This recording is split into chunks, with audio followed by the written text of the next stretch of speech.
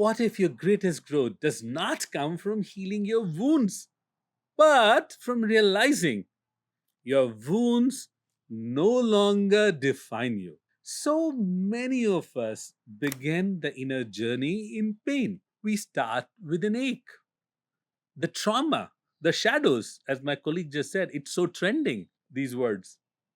But what lies beyond that? What happens when you're no longer surviving, but ready to truly, fully live, whatever that means, to remember it? Let me share a few insights with you. First and foremost, healing is the preparation, wholeness is the unfoldment. Healing teaches you how to feel safe again, how to name your wounds, how to hold your inner child with tenderness. But after a certain point, continuing to circulate in your pain does not deepen you, it distracts you. The real transformation begins when your identity is no longer based on what happened to you. I remember working with this brilliant young man a few months ago who had overcome intense trauma. He had done therapy, shadow work, meditation, but one day he looked up and asked me, "What if my life is meant to be more than recovery?" That was the day his story changed. He began to lead, to love, to live, not from a wound, but from wisdom of growth. Neuroscience point this too in many ways, but just to as an example, the research work of Dr. Bruce Perry in his recent publications says that once the brain feels regulated and secure, it naturally seeks agency, meaning, and mastery, the freedom to be. Healing moves us from the limbic system reactivity, fight and flight, to the prefrontal cortex, the seat of intentional living, the parasympathetic dominant state. That's the shift from surviving to intentionally creating and living. Another insight is that wholeness is returning to your essential self. In Vedanta, the self is described as Puranam, the whole, undivided, untouched by experience self. The Isha Upanishad offers this mantra: Purnam Adaha Purnam Idam Purnam Purnam Udakite. That is whole, this is whole.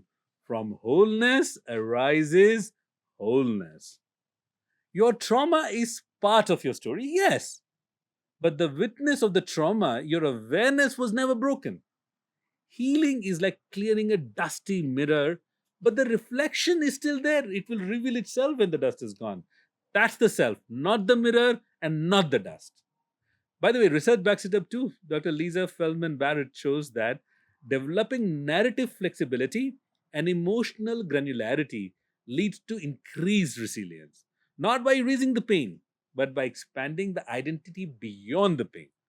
You are no longer defined by what happened, but by the wholeness that holds it all. Another insight I want to share with you is that integration is the embodiment of your true nature. In Buddhist and yogic tradition, both, the ultimate aim is not endless introspection, it is liberation. The Buddha didn't stop at recognizing dukkha or suffering, he taught the cessation of suffering. Wholeness is not about becoming perfect or flawless, it's about being able to hold contradictions with peace. When the wound is no longer a label, but just a layer, something inside you relaxes.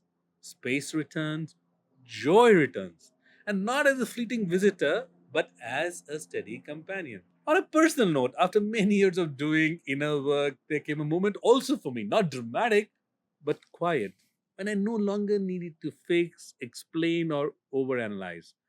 I began to just trust life again, not from urgency, but from pure presence. That's when I knew I had moved on from trauma to healing and to wholeness. So, if you've done the work, if you've named the pain, if you've held the tears, maybe the invitation now is to stand, not as a survivor, but as a sovereign, independent soul. What if your scars are sacred, but yourself is untouched? What if your wholeness isn't something you earn, but something you have to allow? As the Vedas declare, I just quoted it, Purnam Adha Purnam Idam. The wholeness lives in you. It always has, it always will. And now is your choice to live from it. Let me leave you with some contemplations for you to reflect on. Am I still shaping my identity around the pain I have already overcome? What parts of me are ready not just to recover, but to rise again? How would I live if I trusted that I am already whole? What would my life be like if I could stand in freedom, choice, agency, and wholeness all over again? Allow this reflection to move you. Allow this reflection to bring you to whatever is ready to unfold. That is my wish for you.